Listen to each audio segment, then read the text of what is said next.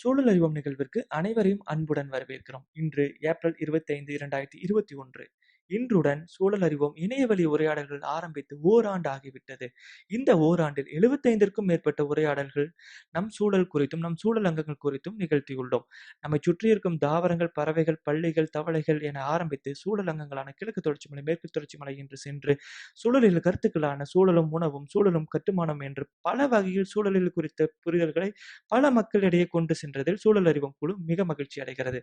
இதில் பங்காற்றிய அனைத்து உரையாடல் நிகழ்த்திய அனைவருக்கும் நன்றிகளை இத்தருணத்தில் தெரிவித்துக் கொள்கிறோம். நம் உரையாடல்கள் பலரிடம் பல மாற்றங்களை நிகழ்த்தியுள்ளது என்பதும் பெருமகிழ்ச்சி.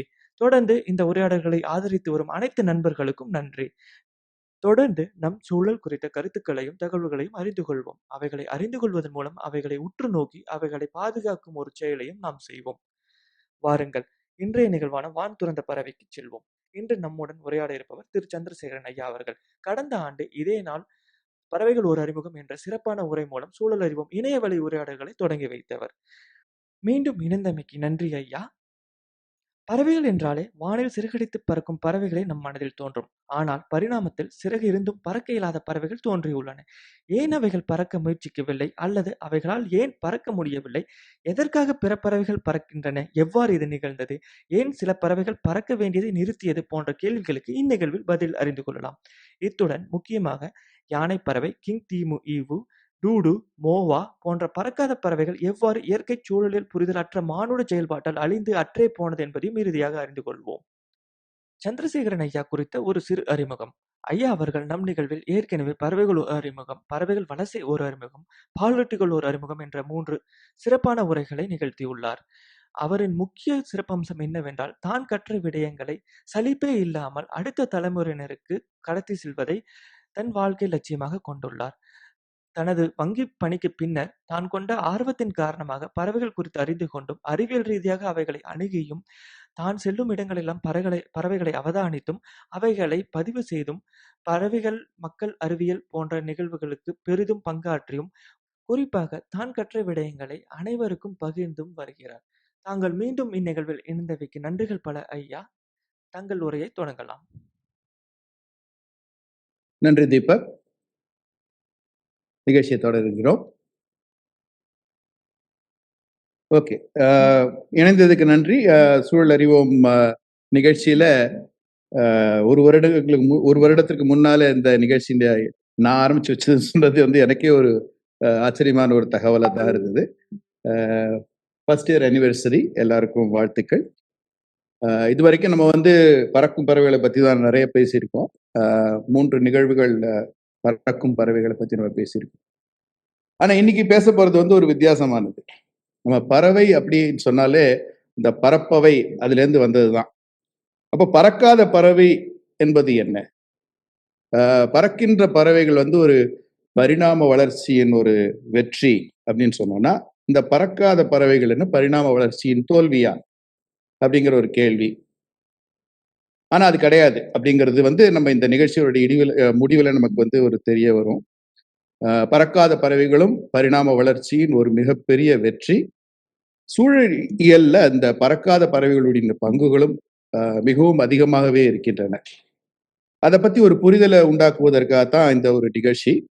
அப்ப இது நாள் வரைக்கும் அதை பத்தி ஏன் பேசல அப்படின்னா, எல்லா விதமான 3 பழைய நிகழ்வுகள்ல பாத்தீங்கன்னா அந்த பறக்காத பறவைகளை பத்தி ஒரே ஒரு ஸ்லைடு போட்டுட்டு போயிடுவோம். அதுக்கு காரணம் வந்து இந்த பறக்காத பறவைகள் இந்தியாவிலேயே இல்ல ஆசியாவிலேயே கிடையாது சுத்தமா. அதனால இதனுடைய முக்கியத்துவம் என்ன ரொம்ப கம்மியா அப்படின்னு பார்த்தா அது கிடையாது. இதோடைய முக்கியத்துவம் ரொம்ப முக்கியமானது. இதை பத்தி ஒரு பரிணாம வளர்ச்சி நம்ம பார்த்தோம்னா நிறைய கத்துக்கொள்ள வேண்டிய விஷயங்கள் இருக்கு அப்படிங்கிறதுனால இது ஒரு முழு நிகழ்வா நிகழ்த்தணும் அப்படிங்கிறதுக்காக தான் இவ்வளவு நாளா நம்ம தள்ளி வச்சோம். இன்னைக்கு தான் அந்த வாய்ப்பு கிடைச்சிருக்கு. இணைஞ்சதுக்கு நன்றி. நம்ம அடுத்த ஸ்லைடுக்கு போகலாம். பறக்காத பறவைகள் மொத்தம் வந்து உலகத்திலேயே ஒரு 10,000 ஒரு 12,000 பறவை இனங்கள் இருக்கு. இது ஏன் 10,000 12,000 ஒரு ரேஞ்ச் போட்டிருக்கோம்னா, பலவிதமான அறிவியல் தர்க்கங்கள் வாதங்கள் வந்து எப்படி இனம் பிரிக்கணும் அப்படிங்கிறத பொறுத்து இன்றும் நடந்து கொண்டிருக்கின்றன. அதாவது ஒரு சாதாரண சப்ஸ்பீஷிஸா இருக்கிறது திடீர்னு பார்த்தோம்னா ஒரு ஃபுல் ஸ்பீஷிஸா எலிவேட் பண்ணிடுவாங்க. அப்புறம் டிஎன்ஏ அனாலிசிஸ், அப்புறம் மார்ஃபலாஜிக்கல், அதாவது உருவ அமைப்பு, இதெல்லாம் வந்து கணக்கில் கொண்டோம்னா இப்போ வந்து இருக்கிற பறவைகளுடைய எண்ணிக்கை 18,000 கூட இருக்கலாம் அப்படின்னு சொல்றாங்க. அது ஒரு பக்கம் இருக்கட்டும்.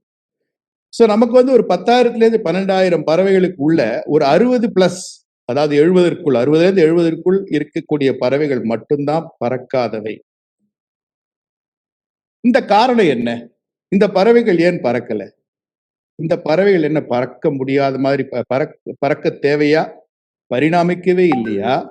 இல்ல அந்த பறக்கும் திறன் தேவையில்லைன்னு உதறி தள்ளிட்டு திரும்பி பரிணாம வளர்ச்சியில பறக்கும் திறனை இழந்தனவா? இது வந்து ஐட்டரேட்டிவ் எவல்யூஷன் சொல்லுவாங்க. இந்த வார்த்தை எதுக்கு சொல்லியிருக்கேன்னா, பின்னாடி உங்களுக்கு ஏதாவது தேடுதல் புரிஞ்சுக்கணும்னா அது இந்த வார்த்தையை உபயோகப்படுத்திக்கலாம். ஐட்டரேட்டிவ் எவல்யூஷன் சொல்லுவாங்க.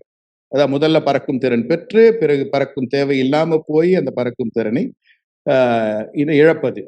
ஸோ இந்த 2 விஷயங்களை நம்ம விரிவாக இந்த வரப்போற ஸ்லைட்ஸ்ல நம்ம பார்க்க போறோம். சரி, சில பறக்கும் பறவைகள் இல்ல சில பறவைகள் பறப்பதை ஏன் நிறுத்திவிட்டன? அந்த அந்த கேள்விக்கு தான் நம்ம விடையை பார்க்க போறோம். இப்போ முதல்ல என்ன, இந்த பறக்க வேண்டிய தேவையே ஏன் வந்தது? தரையில வாழ்ந்த பறவை தரையிலேயே இருந்திருக்கலாம், நீரில் வாழ்ந்த பறவை நீரிலே இருந்திருக்கலாம். ஏன் பறப்பதற்கு முயற்சி ஏன் செய்தது?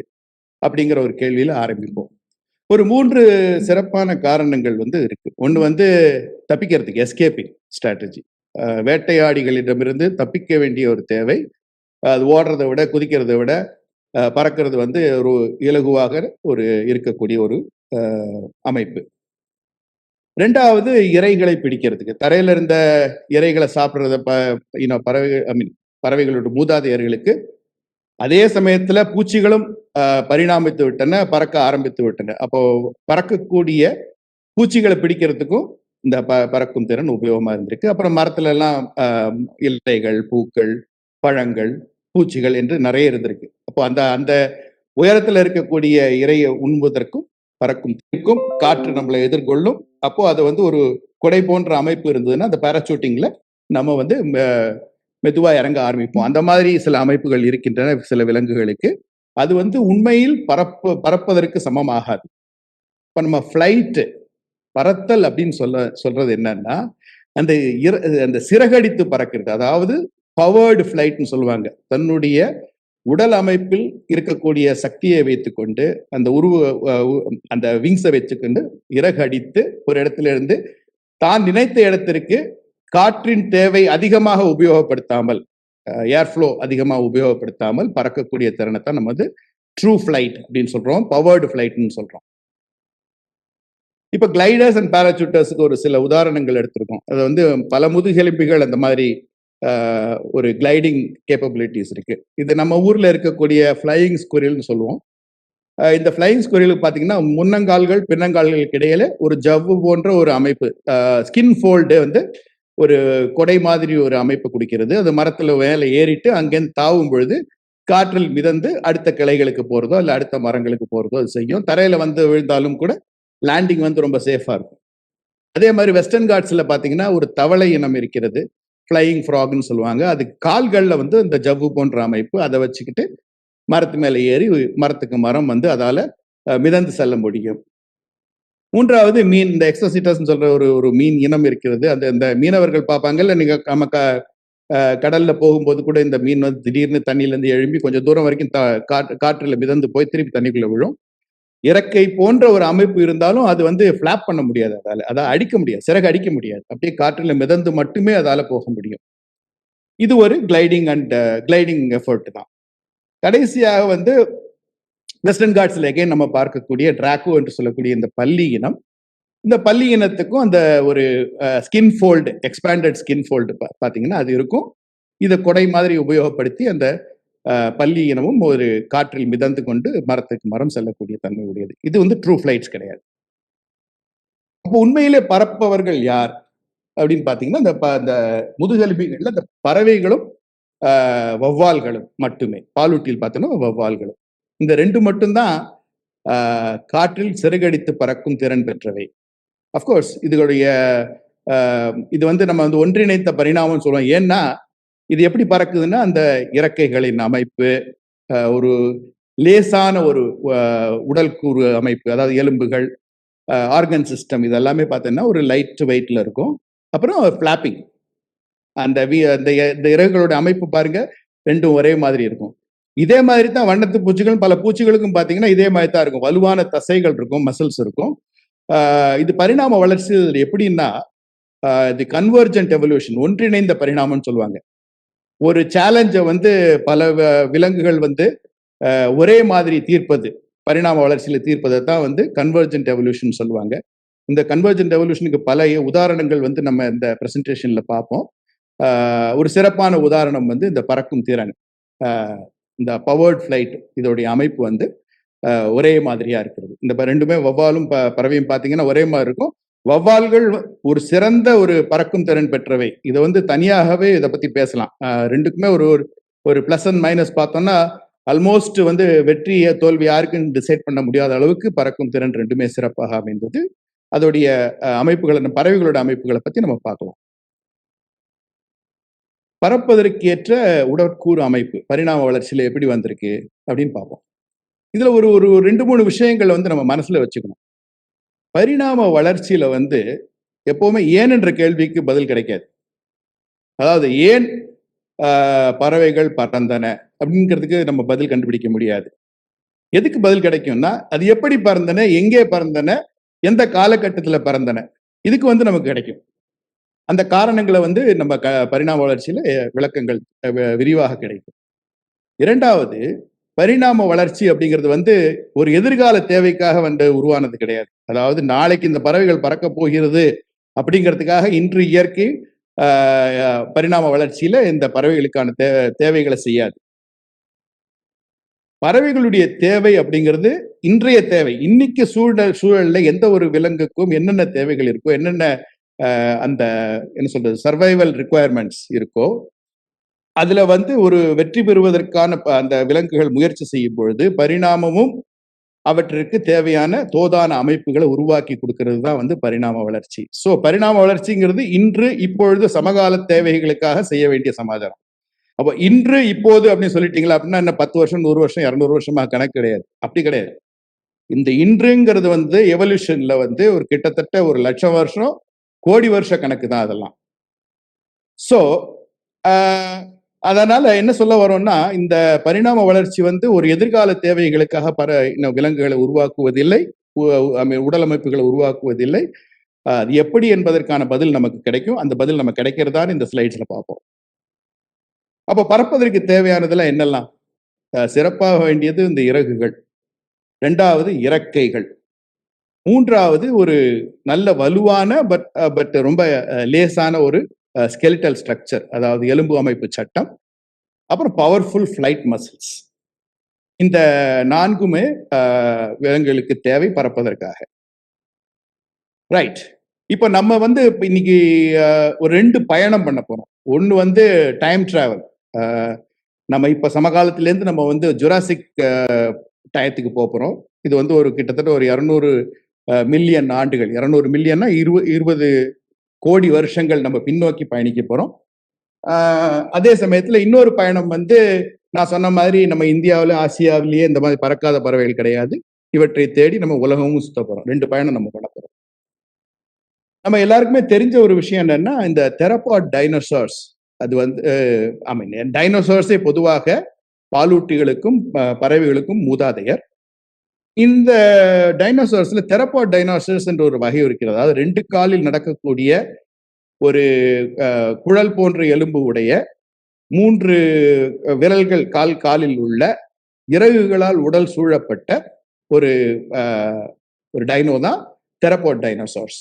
இப்போ டீரெக்ஸே ஒரு தெரபாட் டைனோசர் தான். ஆனால் பறவை மாதிரி அதுக்கு உடம்புல வந்து இறகுகள் கிடையாது.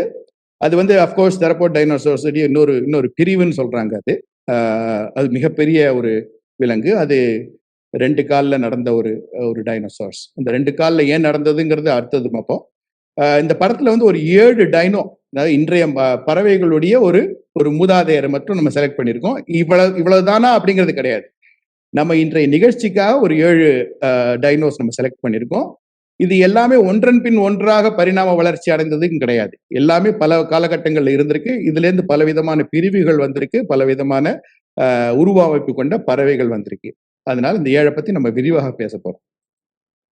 பேசுறதுக்கு முன்னாடி பறவைகளுடைய இந்த உடற்கூறு அமைப்புல வந்து என்னென்ன சிறப்புகள் இருக்குன்னு நம்ம பேச போறோம். இந்த டைனோசர்ஸ் இதை எப்படி சமாளிச்சதுங்கிறத பார்க்க போறோம். முதல்ல நம்ம சொன்னது வந்து இறகுகள், ஃபெதர்ஸ். இதுல ஒரு புது வார்த்தை ஒன்று நம்ம உபயோகப்படுத்த போறோம். That is called exaptation. அதாவது எக்ஸ்டெண்டட் அடாப்டேஷன் வந்து எக்ஸாப்டேஷன் சொல்றாங்க. அது தமிழ்ல வந்து நமக்கு ஒரு உறுப்பின் கூடுதல் பயன்பாடுன்னு வேணா சொல்லலாம். இந்த கூடுதல் பயன்பாடுன்னா என்னன்னா, இந்த பறவைகளுடைய உடலில் இருக்கும் இறகுகள் பறப்பதற்காக பரிணாமத்தில் வந்தவை கிடையாது. இது வந்து எல்லா டைனோசார்ஸுமே குளிர் ரத்த பிராணிகள். அந்த குளிர் ரத்த பிராணிகளுக்கு பயங்கர லிமிடேஷன்ஸ் இருக்கு. ஏன்னா உடல் சீதோஷணத்தை சீராக வைக்க முடியாது. அந்த உடல் வெப்பத்தை வந்து சீராக வைப்பதற்காக அமைந்ததுதான் இந்த இறகுகளோ ரோமங்களோ. அந்த இறகுகளுடைய அமைப்பு வந்து primary function conservation of body heat. இந்த கன்சர்வேஷன் ஆஃப் பாடி ஹீட்டுக்கான வந்த ஒரு இறகு அமைப்பை பறவைகள் டிஸ்பிளே, அதாவது அது வந்து தன்னை பெரிதாகவோ அழகாகவோ காட்டிக் கொள்வதற்கு உபயோகப்படுத்திருக்கு. இந்த ஏழி பறவைகளுடைய மூதாதையர்கள் இந்த தெரப்போ டைனோசர்ஸும் அப்படித்தான் பண்ணியிருப்பாங்க. அதே உபயோகத்தை மாற்றி திருப்பி பறப்பதற்கு மாற்றி உபயோகித்தது. இதுக்கு ஒரு சிறப்பான உதாரணம் சொல்லணும்னா, நம்ம வந்து இன்னைக்கு மாஸ்க் போட்டுக்கிறோம் எல்லாரும் இந்த கொரோனா டயத்துல. ஏன்னா நம்ம மூக்குல இருக்கிற கிருமிகள், வாயில இருக்கிற கிருமிகள் மற்றவங்களுக்கு பரவக்கூடாது, வெளியில இருக்கிற கிருமி நமக்கு வரக்கூடாதுங்கிறது அதான் பிரைமரி ஃபங்க்ஷன். ஆனா அதையே நம்ம என்ன பண்ணிட்டோம், இப்போ ஒரு டிஸ்பிளேக்காக உபயோகப்படுத்தணும். டிசைனர் மாஸ்க், அது நம்ம வந்து சிறப்பா யூஸ் பண்றோம். அதுல பல விதமான ஆட்களை கவருவதற்காக, அதாவது சாரி புடவைக்கு ஏற்ற மாதிரி ஒரு மாஸ்கா இருக்கட்டும், இல்ல நம்ம போட்டுருக்க டிஷர்ட்டுக்கு ஏற்ற மாதிரி மாஸ்கா இருக்கும், மாற்றி உபயோகிக்கிறோம். That is an exaptation. இந்த மாதிரி மாற்றி உபயோகிக்கும் பொழுது அந்த மாற்று உபயோகம் கூட ஒரு காலத்துல வந்து சிறப்பா அமைஞ்சிடும். ஒரிஜினல் யூஸ் வந்து சமயம் குறைஞ்சு போயிடும். அது மாதிரியும் இருக்கும். இல்லைன்னா இந்த ஒரிஜினல் யூஸும் இருக்கும், அதே சமயத்துல டிஸ்பிளேக்காகவும் பயன்படக்கூடிய ஒரு ஒரு சிச்சுவேஷன் தான் வந்து எக்ஸாப்டேஷன் சொல்றோம். இது வந்து ஒரு உதாரணத்துக்காக சொல்லுது. அப்ப முதல்ல சொன்ன இந்த ஃபெதர்ஸ் எல்லாமே இந்த ஸ்கேல்ஸ்ல இருந்து உருவானதுன்னு ஒரு தியரி இருக்கு. முதல்ல வந்த ஒரு இறகு ஸ்டேஜ் 1ல பாத்தீங்கன்னா ஒரு முடி மாதிரி ஒரு ஃபிலமெண்டஸ் ஃபெதரு. அப்புறம் அதுவே ஒரு டஃப்ட் சொல்லுவாங்க, ஒரு குடிமி மாதிரி ஒரு அமைக்கக்கூடிய ஒரு ஃபிலமெண்டஸ் ஃபெதர்ஸ். அது ஸ்டேஜ் 2. ஸ்டேஜ் 3ல ஒரு நடுவுல ஒரு காம்பு இருக்கும். அந்த காம்புக்கு 2 பக்கமும் பார்ப்ஸ்ன்னு சொல்லுவாங்க. அந்த மாதிரியான ஒரு பெனேஷியஸ் ஃபெதர் அதோடைய அமைப்பு. அது ஸ்டேஜ் 3. இந்த பெனேஷியஸ் ஃபெதர்ஸ்னால பறக்க முடியாது, உபயோகப்படுத்தி பறக்க முடியாது. ஸ்டேஜ் 4ல வந்து இந்த பெனேஷியஸ் ஃபெதர்ஸ்லாம் வந்து ஒண்ணுக்கு ஒண்ணு இணைஞ்சு ஒரு வேண்டு ஃபெதர்ஸ் சொல்லுவாங்க, ஒரு விசிறி மாதிரி அமைப்பு. இந்த விசிறி மாதிரியான அமைப்பு என்ன பண்ணும்னா காற்றை எதிர்கொள்ளும். அந்த காற்றை எதிர்கொள்ளும் நேச்சர் ஒரு தன்மை வந்துருச்சுன்னா கிளைடிங்க்கு ஒரு பாசிபிலிட்டி. இது வந்து சிமெட்ரிக்கல் ஃபெதர்ஸ். 2 பக்கமும் பாத்தீங்கன்னா ஒரே அளவு சமமான ஒரு அமைப்பு இருக்கும். 2 சைடும் பாருங்க சமமா இருக்கும். அது ஸ்டேஜ் 5ல என்ன ஆகுது, ஏசிமெட்ரிக்கல் ஃபெதர்ஸ்ன்னு சொல்லுவாங்க. ஒரு சைடு ஒல்லியாவும் இன்னொரு சைடு குண்டாவும் இருக்கும். இதுதான் பறப்பதற்கு தோதான ஃபிளைட் ஃபெதர்ஸ். இது எல்லாமே இன்னைக்கு இருக்கிற பறவைகள் எல்லாத்துக்குமே இருக்கும். அது பறக்கின்ற பறவையா இருந்தாலும் சரி, இல்ல பறக்காத பறவையா இருந்தாலும் சரி, இந்த மாதிரி அமைப்புகள் இருக்கும். ஸோ இதுதான் ஸ்டேஜ் பை ஸ்டேஜ் எவல்யூஷன்ல, பரிணாம வளர்ச்சியில டைனோசார்ஸுக்கு வந்திருக்கு. பார்ப்போம். எக்ஸாப்டேஷன் நம்ம வந்து ஃபெதர்ஸை பத்தி ஃபெதர்ஸ் அதாவது இறகுகளை பத்தி பார்த்தோம். இப்போ இறக்கைகளை பத்தி பார்ப்போம். ஸோ அந்த 4 கால்ல நடந்து கொண்டிருந்த சில டைனோசார்ஸ் 2 கால்ல நடந்ததுக்கு காரணம், 2 கால் வந்து மோர் எஃபிஷியன்ட், 2 கால் நடப்பது வந்து ரொம்பவுமே சிறப்பாக இருக்கும் அப்படின்னு ஒன்று சொல்றாங்க. அப்போ அந்த முன்னங்கால்கள் என்ன ஆச்சு, அது தேவையற்று போச்சா? அது வந்து மாற்று உபயோகம், இன்னொரு எக்ஸாப்டேஷன். அந்த கால் வந்து நடப்பதற்கு இல்லாத காலை வந்து பிடிப்பதற்கோ இல்ல வேற சில காரணங்களுக்கோ உபயோகப்படுத்தும் பொழுது அது பரிணாம வளர்ச்சி அடைஞ்சு அதுவே இறக்கையாக மாறியது பின்னாலே. அதுதான் வந்து இந்த எக்ஸாம்பிள்ஸ்ல வந்து நம்ம வரிசைப்படுத்தி இருக்கோம். இதுல இருக்கிற ஃபர்ஸ்ட் எக்ஸாம்பிள் பாத்தீங்கன்னா சைனோசோராப்டெரக்ஸ்னு சொல்லுவாங்க. இதுக்கு வந்து இந்த டைனோசார் ஆம் தான் இருந்திருக்கு. அதாவது ஒண்ணுமே பிரயோஜனம் இல்லாம இருக்கும், கைதட்ட கூட முடியாதுன்னு நினைக்கிறேன் அந்த பறவை, அந்த டைனோவால. ஆனா உடம்பு எல்லாம் வந்து அந்த ஃபெதர்ஸ் இருந்திருக்கு. இதை பத்தி விரிவாகவும் பார்க்க போறோம். அடுத்தது வந்து வெலாசிராப்டர். இந்த வெலாசிராப்டர் வந்து நமக்கு பரிச்சயமானது. அது ஏன் பரிச்சயமானதுன்னு அப்புறம் பார்ப்போம். இதுக்கு வந்து பிளெக்சிபிள் ரெஸ்ட் இருந்திருக்கு. அதாவது அந்த மணிக்கட்டை வந்து அதால சுழட்ட முடியும். அது வந்து ஒரு முக்கியமான ஒரு பறப்பதற்கு தோதான ஒரு அமைப்பு இந்த டைனோசாருக்கு இருந்திருக்கு. 3வது இந்த அனன்லேஜியா என்று சொல்லக்கூடிய இந்த டைனோசாருக்கு அந்த இறகுகளை வந்து இந்த இறக்கை பார்த்தீங்கன்னா ஒரு கிட்டத்தட்ட ஒரு பறவையோட இறக்க மாதிரி இருக்கும். அது வந்து ஃபிளாப்பிங்க்கு உபயோகமா இருந்திருக்கு. இந்த ஃபிளாப்பிங் பறப்பதற்காக இல்லை, அது வேற ஒரு காரணம். அது என்ன காரணங்கிறத நம்ம பார்ப்போம். அதுக்கு அடுத்தது வந்து காடாப்ட்ரிக்ஸ்ன்னு சொல்லக்கூடிய ஒரு ஒரு ஒரு டைனோசார். அதுக்கு வந்து வால்ல வந்து ஃபெதர்ஸ் இருந்திருக்கு. எகெயின் பிரிமிட்டிவ் ஃபெதர், நம்ம ஸ்டேஜ் 3 சொன்னோம் பார்த்தீங்களா, அந்த பெனேஷியஸ் ஃபெதர்ஸ் வித்தவுட் அ வேல். பார்ப்ஸ் இருந்திருக்கும், பார்பியூல்ஸ் இருந்து அந்த அந்த முடி போன்ற அமைப்புகள் இணைஞ்சிருக்காது ஸ்டேஜ் 3. அதுக்கு அடுத்தது வந்து புரோட்டோ ஆர்கியாப்ட்ரிக்ஸ் சொல்றாங்க. ஒரு ஆர்கியாப்ட்ரிக்ஸ் பறவையுடைய ஒரு மூதாதையர். இதுக்கு சிமெட்ரிக்கல் ஃபெதர்ஸ் இருந்திருக்கு. இந்த ஸ்டேஜ் 4ல சொன்னது 2 இந்த வேன் இருக்கும், அதனால சிமெட்ரிக்கலா இருக்கும். இந்த பறவையால பறந்திருக்க முடியாது, இந்த டைனோவால பறந்திருக்க முடியாது, ஆனா கிளைடிங் பாசிபிலிட்டிஸ் இருந்திருக்கு. அடுத்தது ஆர்கியாப்ட்ரிக்ஸ், நமக்கு தெரிஞ்சது முதல்ல பறந்த டைனோசார்னு சொல்லலாம். அது பறவைன்னு சொல்ல முடியாது, பறவையுடைய மூதாதையர் தான். அதுக்கு அடுத்தது அலுவாலிஸ் அப்படின்னு சொல்லக்கூடிய அலுலாவிஸ்ன்னு சொல்லக்கூடிய ஒரு டைனோசார். அதுக்கு அலுலா என்ற ஒரு அமைப்பு இருக்கு. அதை பத்தி நம்ம பார்ப்போம். முன்றைய நிகழ்ச்சிகளெல்லாம் நம்ம சொல்லியிருக்கோம் அந்த அலுலாவுடைய ஃபங்க்ஷன் என்னன்னு. கடைசியில் நம்ம காக்கா, இன்னைக்கு இருக்கிற இந்த க்ரோ, அதோடைய இறகுகள் பார்த்தீங்கன்னா ஒரு சிறப்பாக ஒரு பறப்பதற்கு தோதான ஃபுல் ஃபிளெஜ்டு ஒரு பறவையுடைய ஒரு இறகு அமைப்பு, இதுக்கு விங்ஸ் அமைப்பு இதுக்கு இருந்திருக்கு. ஸோ செகண்ட் அடாப்டேஷன் வந்து எக்ஸாப்டேஷன் வந்து விங்ஸ். மூணாவது வந்து எலும்பு அமைப்புகள். இந்த எலும்பு அமைப்பு ரொம்பவுமே முக்கியமானது பறவைகள். ஒரு லேசானது ஆனால் வலுவானது, இந்த நியூமேட்டிக் போன்ஸ்ன்னு சொல்லுவாங்க. இங்க பாத்தீங்கன்னா இது வந்து சாலிட் போன். இது நம்ம மனுஷங்களுடைய எலும்பு, மஜ்ஜை இருக்கும், ரொம்ப ஹார்ட் போன் இது. ஆனா பறவைகளுடைய எலும்பு பாத்தீங்கன்னா இந்த நியூமேட்டிக் போன்ஸ், நிறைய காற்றிடங்கள் இருக்கும். அதே சமயத்துல இந்த பில்லர்ஸ் மாதிரி அமைப்பு இருக்கு பாத்தீங்களா, இந்த பில்லர்ஸ் மாதிரி அமைப்பு வந்து அந்த எலும்பை மிகவுமே வலுவாக ஆக்கினது. அப்படியே இந்த எலும்புக்கூடுக்கு வந்து பார்ப்போம். இது வந்து ஒரு புறாவுடைய எலும்புக்கூடு. இதுல கலர்ல இருக்கிற இந்த எலும்புகள் அமைப்பு தான் ரொம்ப முக்கியமானது, பறப்பதற்கு தோதான ஒரு அமைப்பு. அதுல குறிப்பா வந்து நீல நிறத்துல இருக்கு பாருங்க, இந்த அமைப்பு வந்து பேசிக்கலி கீல் போன் அப்படின்னு சொல்லுவாங்க. இந்த பிரஸ்ட் போன் இருக்கு, இந்த கீல் போன் தான் வலுவான பறக்கும் தசைகளை வந்து இணைக்கக்கூடிய ஒரு அமைப்பு. இது வந்து முக்கியமானது. இதை நான் திருப்பி பல ஸ்லைட்ஸ்ல சொல்லுவேன், அதனால இது மட்டும் ஞாபகம் வச்சுக்கோங்க. ரெண்டாவது இந்த ஃபர்க்யூலா, இந்த சிவப்பு கலர்ல வி ஷேப்ல இருக்கு பாத்தீங்களா, இந்த விஷ் போன் சொல்லுவாங்க. இந்த ஃபர்க்யூலா வந்து நம்மளுடைய காலர் போனுடைய ஒரு ஈக்குவலண்ட். இந்த காலர் போன் வந்து ஃபியூஸ்ட் காலர் போன், அதனால இது வந்து இந்த ஃபர்க்யூலா வந்து ஒரு சிறப்பான அம்சம், பறவைகளுக்கு மட்டுமே இருக்கக்கூடிய ஒரு அமைப்பு. ஸோ கீல் அண்ட் ஃபர்க்யூலா வந்து திருப்பி நம்ம உபயோகப்படுத்துவோம். இந்த பச்சையா இருக்கிறது கொரக்காய்ட்ஸ்ன்னு சொல்லக்கூடிய ஒரு எலும்பு அமைப்பு.